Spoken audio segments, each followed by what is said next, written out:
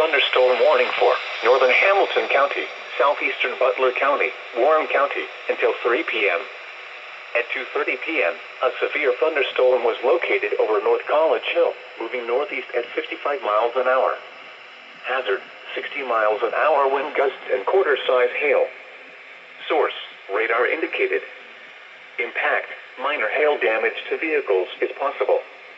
Expect wind damage to trees and power lines.